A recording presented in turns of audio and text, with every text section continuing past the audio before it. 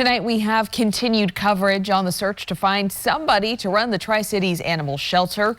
Volunteers say they're concerned with the process and there's not enough oversight. I sat down with the city of Pasco, who explains how they're handling it.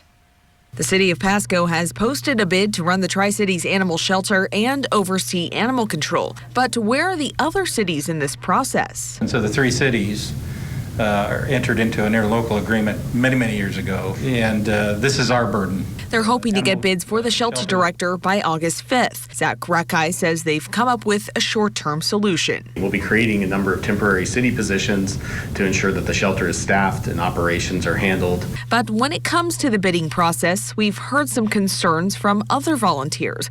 Carly Larkin says the city should be seeking out a different way to staff the shelter. It can work, but not well, and that's why most cities and counties don't opt for it. It makes things very convoluted. You have different laws for each city that have to be enforced, and not to mention just the sheer size of the cities. Larkin says many volunteers are worried about the lack of oversight and how animal control has been run. They really are completely left to govern themselves. It is law enforcement, and the cities, they just don't really seem to care.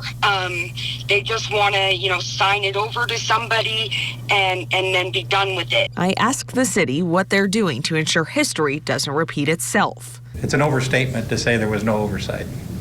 They got out of there and we got an operator under an emergency provision and didn't miss a beat. We've certainly learned, I think, our lessons, as you do with experience, and there will be safeguards in the new contract that weren't perhaps in the old contract. As for what those safeguards are, we don't yet know, but we do know the budget from all three cities for the animal shelter has increased. Zabel hopes that helps the new director who comes in to run the shelter and animal control.